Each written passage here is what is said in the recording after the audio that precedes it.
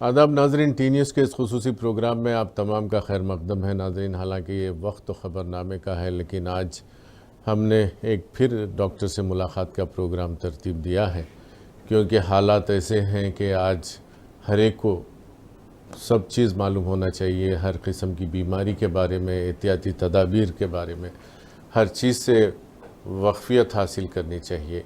और electronic media में बहुत कुछ आ रहा है, लेकिन बहुत कम ये आ रहा है कि किस तरह से इसको निपटा जाए। तो नाज़रीन, हम हमेशा की तरह इस बार फिर एक बार डॉक्टर संजीव कुमार साहब, जो हैदराबाद के जाने माने कार्डियोलॉजिस्ट हैं, उनको मदऊ किया है, जो कोरोना वायरस के स्पेशलिस्ट भी माने जाते हैं। और आज तक देखा गया है कि कोरोना वायरस के मामले में संजीव कुमार एक कामयाब तरीन डॉक्टर साबित हुए हैं, क्योंकि उनका फार्मूला सिर्फ एक ही है। वो कहते हैं कि हॉस्पिटल मत आइए। और ये एक बिंदास डॉक्टर है जो हमेशा यही कहते हैं कि हॉस्पिटल मत आइए, अपने आप को जो है और परेशान मत करिए, सिर्फ हिम्मत से रहिए, घरों पर रहिए और मामूली इलाज करिए, ठीक हो जाइए। हालांकि बहुत हिम्मत वाली बात है कार्डियोलॉजिस्ट का इस तरह का कहना, जिसकी वजह से आज ये आवाम में चहीते डॉक्टर बने हुए हैं। आपके वीडियोस वगैरह बहुत ही वायरल होते हैं। तो आज हम उनको बुलाए हैं बात करने के लिए। कोरोना वायरस की तो बात हमेशा हम करते हैं, आज हम बात करेंगे उनसे और एक नई बीमारी के बारे में, ब्लैक फंगस के बारे में। तो डॉक्टर साहब, आपका खैर मकदम है फिर एक बार। आप टी न्यूज़ परमानेंट डॉक्टर हो गए, हमारे पैनल डॉक्टर हो गए आजकल। तो बहुत शुक्रगुजार हैं हम लोग और हमारे ऑडियंस, व्यूवर्स वगैरह, कि इतनी हिम्मत आप देते हैं। डॉक्टर संजीव कुमार ये वाहिद डॉक्टर हैं जो कहते हैं कि दवाखाने को मत आइए, और घरों पर रह के आपने हज़ारों लोगों का इलाज किया है। और माशाल्लाह आपका जो नुस्खा है उससे सिर्फ घर में रह के लोग ठीक हो रहे हैं, सिर्फ 100 रुपये में। तो अल्लाह मियाँ आपके हाथ में इतनी शिफा दिया है, हमें बड़ी खुशी है इस बात की कि लोग आपको जो सीरियसली फॉलो करते हैं उनको बहुत फ़ायदा हो रहा है। तो सबसे पहले डॉक्टर साहब, ऐसा लग रहा है कि अब तो हमारी हुकूमत यानी कि सेंट्रल गवर्नमेंट, हर चीज़, हर डिपार्टमेंट का एक ही काम हो गया है, कोरोना वायरस। पहले ऐसा होता था कि फ़लाँ देश ने ऐसा किया, उसके साथ युद्ध किया जाए, टेररिज़म आया है उसके साथ ऐसा किया जाए, नक्सलिज़म आया, उसके साथ कम्युनलिज़म आया, फिर अब सब ख़त्म हो के कोरोनाइज़म आ गया। अब फिर उसके बाद जो है ब्लैक फंगस। क्या हमारा काम सिर्फ बीमारियों से लड़ना रह गया? शुक्र है उस ऊपर वाले का जिसने आज हमें फिर जोड़ दिया। आप देखिए, सारे देश आपस में एक दूसरे से लड़ते थे, आज एक कॉमन बीमारी ने हम सबको एक साथ कर दिया। हम सब लोग मिलकर के ये देखने को लगे कि इस बीमारी को हराना कैसे है। उसमें हमने बहुत सारी गलतियां भी करी, बहुत सारे इन्फॉर्मेशन भी फाइनल करी, और आज एक चीज़ में हम बाहर निकल के आए कि हॉस्पिटल जाने से मौतें ज़्यादा हो रही हैं और घर रहने से, हिम्मत करने से और कम से कम दवा से मौतें कम हो रही हैं। ये जो मल्टी विटामिन्स हैं, ये जो नई नई दवाइयाँ, इम्यूनोग्लोबुलिन, रेमडेसिविर के नाम से अलग अलग दवाइयाँ दी जा रही थीं, ये सारे ट्रायल्स के अंदर फेल हो गई। अगर आप मुझसे पूछो आज अगर कोरोना का एक इलाज जो सबसे कामयाब है, जो सबसे ज़्यादा काम कर रहा है, वो सिंपल दवाई है। पहले हफ्ते, सिर्फ 2 हफ्ते की बीमारी है, पहले हफ्ते पैरास्टामोल और दूसरे हफ्ते स्टेरॉइड, कोई भी स्टेरॉइड। ये मैं नहीं कहता हूँ, ये वर्ल्ड की रिसर्च कहती है कि इन 2 दवाइयों के अलावा हमारे पास दुनिया में कोई भी ऐसी दवा नहीं है जो जान बचा रही है। आपको जब पहले हफ्ते बुखार आए, लाइट आए, तो पैरास्टामोल खाइए और खाते रहिए, बुखार आने मत दीजिए। और पैरास्टामोल खाने के बाद भी आपका बुखार 100 से ऊपर जा रहा है तो 5 दिन के लिए स्टेरॉइड। 5 दिन से ज़्यादा स्टेरॉइड अगर आपने लिया तो ब्लैक फंगस आएगी ही आएगी। तो डॉक्टर साहब, ये ब्लैक फंगस है क्या? अब फंगस तो हम लोग बचपन से सुनते आए हैं, फंगस का मतलब है कंजाल। कंजाल या नमी जो घर के अंदर आती है, हरी हरी, फिर थोड़े दिन के बाद वो काली हो जाती है, नमी जिसको कहते हैं। कंजाल ऐसी जगह आती है जहाँ पर धूप नहीं आती। तो ये ब्लैक फंगस है क्या चीज़? अभी और एक चीज़ मैं माफ़ी चाहूँगा, सुबह आज मैं नेशनल टीवी पे देख रहा था कि अहमदाबाद में 16 साल के बच्चे को ब्लैक फंगस आया है। तो क्या है इसके बारे में ज़रा? ब्लैक फंगस ये आदमी की बनाई बीमारी है। फंगस सारी दुनिया में रहती है। अगर आप ध्यान से देखिए, ये ब्रेड का पीस है, ये हमारे लंग्स के जैसे दिखते हैं। ये इस ब्रेड के पीस को अगर हम 2 दिन भी नमी डाल करके, पानी डाल करके अगर कहीं भी छोड़ देंगे तो इस पर ब्लैक ब्लैक दिखने वाली फंगस जैसी उग जाती है। तो ये फंगस यूबिक्यूटस है, मतलब पूरी दुनिया में हर जगह मिलती है। जब हम लोग पेशेंट्स को डैम्प एनवायरनमेंट में एक बंद कमरे में रखने लगे, जहाँ पे सिर्फ एसी, धूप ना आना और बंद सारे कमरों के अंदर रखने लगे, और इन लोगों को शुगर थी, ऐसे लोगों को ये फंगस ऑटोमेटिकली ग्रो कर गई। ये दिखती कैसे है? आप ये सीटी स्कैन का एक पिक्चर देखिए। इस सीटी स्कैन में ये जो ब्लैक ब्लैक एरियाज हैं, ये एयर के भरे हुए एरियाज हैं। आप देखिए इस वाले एरिया में वाइट वाइट एरिया जो भर गया है, ये वाला हिस्सा जो मैं आपको दिखाना चाह रहा हूँ, ये जो आप इधर देखिए ये ब्लैक है, और इसी के बदले ये वाली जगह देखिए तो ये वाइट वाइट है। ये वो हिस्सा है जहाँ पे ये फंगस आकर के बैठ गई है। ये आँख से बहुत पास में है, आँख में चल सकती है, ब्रेन से बहुत पास में है, ब्रेन में जा सकती है। इसी वाले वाइट वाइट स्ट्रक्चर को हम ब्लैक फंगस या वाइट फंगस कहते हैं। ये आई क्यों? क्या ये पहले भी बीमारी थी? हाँ थी। मैंने अपनी ज़िंदगी में 2, 4, 10 केस देखे होंगे, पर आज आईसीयू में जाइए तो भरे पड़े मामले हैं, बहुत सारे आ गए हैं। और इसकी भी गलती हमसे ही हुई जब हमने स्टेरॉइड्स बहुत ज़्यादा दिन के लिए दिए। स्टेरॉइड देने से बॉडी की इम्यूनिटी दब जाती है, और ये स्टेरॉइड 5 दिन से ज़्यादा कभी भी नहीं देने चाहिए। और आपको अपनी शुगर को कंट्रोल रखना है, और इस फंगस से लड़ने का कोई तरीका नहीं है। इस फंगस से सिर्फ बचने का तरीका है, और इससे बचने का तरीका अल्लाह मियाँ ने, भगवान ने हमें खुद दिया है, वो है धूप। अगर आप 15 मिनट धूप में बैठेंगे तो ये फंगस कभी भी नहीं आ सकती। जैसे कि अगर हमारे घर में किसी चीज़ को फंगस लग जाए तो हम क्या करते हैं? उसको ले जा करके धूप पे रखा देते हैं।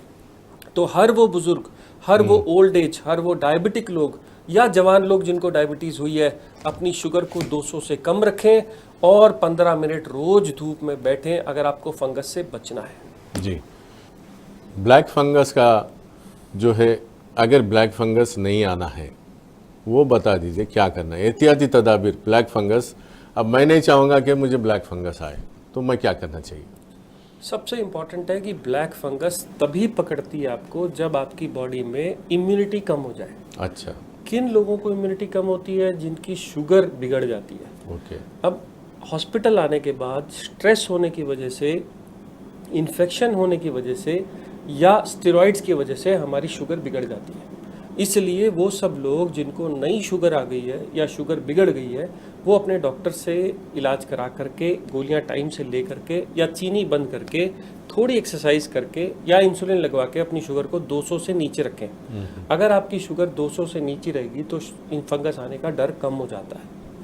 दूसरा, आपको डैम्प एनवायरनमेंट में नहीं रहना है, मतलब बंद कमरों में जहाँ पे सीलन आ जाती है। आपने अमूमन देखा होगा फंगस सिर्फ सीलन एरियाज को पकड़ती है, नमी। हाँ। फॉल सीलिंग, एसी में रहना बहुत ज़्यादा समय, धूप में ना अच्छा, निकलना, रात भर एसी में नहीं रहना, रात भर एसी में रहना, एक बंद कमरे, अंधेरे कमरों में रहना, या आर्टिफिशियल लाइटिंग में जा कर के रहना, इन एरियाज में फंगस का पकड़ बहुत ज़्यादा रहती है। तो हर वो लोग जिनको शुगर है और जो ओल्ड एज हैं, और आप ब्लैक फंगस को प्रिवेंट करना चाहते हैं, मैं क्यों कहता हूँ प्रिवेंट, क्योंकि अगर एक बार ब्लैक फंगस हो जाए तो 10 में 7 लोग नहीं बचते।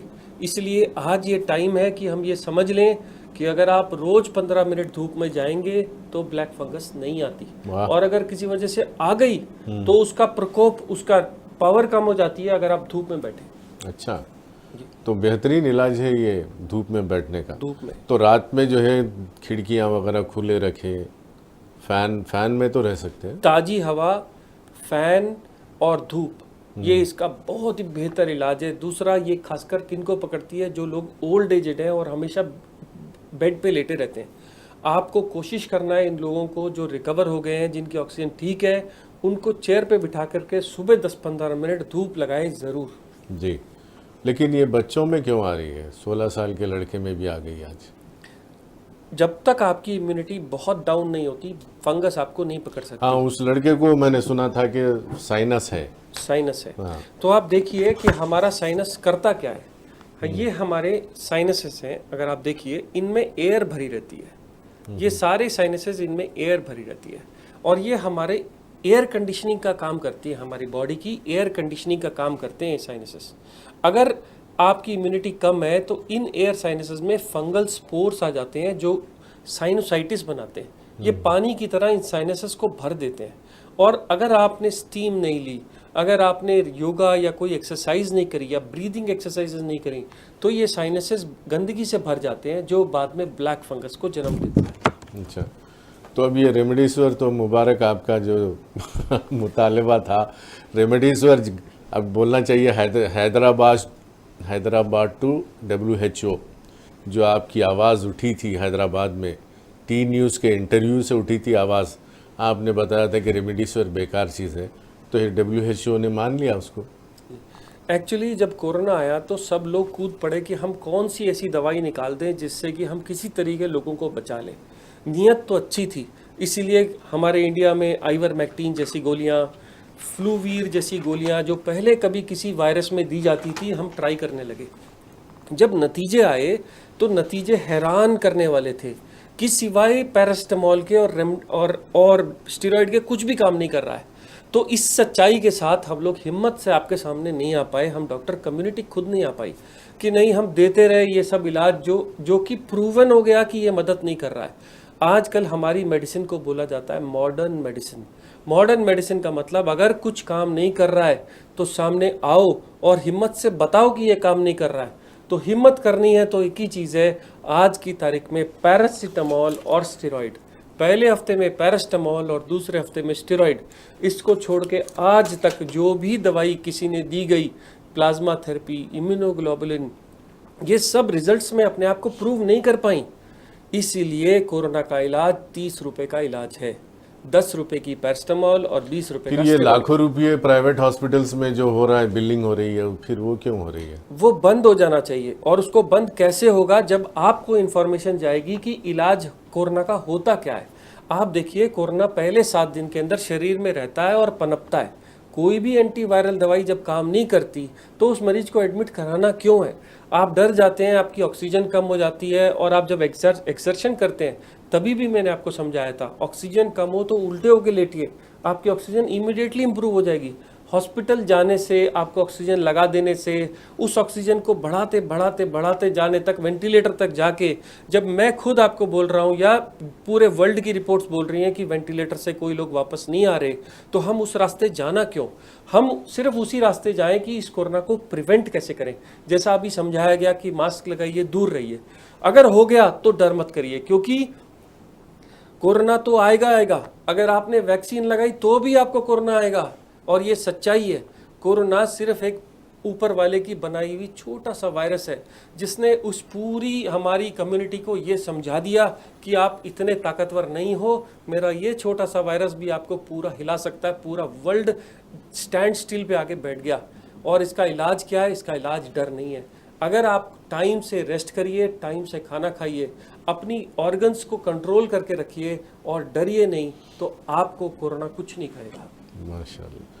तो ये जो 19वीं सदी में भी एक वबा आई थी, जो अक्सर लोग कहते हैं 100 साल में एक बार इस किस्म की वबा आती है, तो क्या ये कुदरत का खैर माना जाता है? ये कुदरत का हमको सिखाने का नज़रिया है। 1918 में भी एक ऐसी कहर आई थी जिसे स्पेनिश फ्लू बोला जाता था। ये फर्स्ट वर्ल्ड वॉर ख़त्म होते वक्त, या इसी की वजह से फर्स्ट वर्ल्ड वॉर ख़त्म हुआ था, आप ऐसा समझिए। जब ये सैनिक सारे के सारे फैल गए और वापस अपने घरों में चले गए वर्ल्ड वॉर ख़त्म होने के बाद, तो इसकी सेकेंड वेव आई थी। और वो सेकेंड वेव पहली वेव से 4 गुना बड़ी थी। जब हमने देखा कि इस कोरोना में भी ऐसा ही हुआ कि पहली वेव छोटी थी और हम लोग खुश हो गए कि हमने फर्स्ट वेव पार कर ली। पर जब सेकेंड वेव 4 गुना बड़ी आई तो हम सबके हाथ फूल गए। जितनी भी मेडिकल कम्युनिटी थी, जितनी भी हमारे प्रशासन थे, सब लोगों को अपनी पूरी फोर्स लगानी पड़ी सेकेंड वेव को रोकने के लिए। आज सेकेंड वेव उतर रही है, ऑलरेडी उतर गई है। तीन चौथाई सिर्फ रह गई है, और जो कि 2 या 3 महीने में उतर जाने वाली है। ये उस स्पेनिश फ्लू के टाइम की बात है। थर्ड वेव आएगी, थर्ड वेव इससे बड़ी होगी, बच्चों को इन्फेक्ट होगा, ऐसा कुछ नहीं है। ये सिर्फ गलत इंफॉर्मेशन है। करेक्ट इंफॉर्मेशन है कि थर्ड वेव आएगी, पर सेकेंड वेव से आधी होगी और बड़े आराम से मैनेज हो जाएगी। बच्चों को ज़रूर आएगी पर ज़्यादा बड़ा इफेक्ट्स नहीं आएंगे। और हम ये जो गलतियां करें अभी तक, लॉन्ग टर्म स्टेरॉइड देने की, धूप में ना बैठने की, अपनी सेहत का ध्यान ना रखने की, शुगर को कंट्रोल ना रखने की, इन सब को हम थर्ड वेव में ये गलतियां ना करेंगे। Right sir. तो नाज़रीन, आपने देखा कि डॉक्टर साहब ने कितनी अच्छी बातें बताई। जिन डॉक्टर साहब को इसलिए लोग कहते हैं कि बिंदास डॉक्टर, डॉक्टर संजीव कुमार हमेशा जो भी बात करते हैं बिंदास करते हैं। तो बहुत अच्छी बात है, बहुत अच्छी बातें आपने बताई। इंशाल्लाह हम थर्ड वेव में एहतियात करेंगे। थर्ड वेव अगर ना आए तो बहुत अच्छा है, क्योंकि एहतियात ज़रूरी है। वैक्सीन सब लोग लेंगे ताकि थर्ड वेव का मुकाबला कर सकें। तो नाज़रीन, आपकी तरफ से, टी न्यूज़ की तरफ से, मैं डॉक्टर संजीव कुमार साहब का फिर एक बार शुक्रिया अदा करता हूँ। दीजिए इजाज़त। क़य्यूम अनवर को मिलते हैं अगले प्रोग्राम में। खुदा हाफिज़।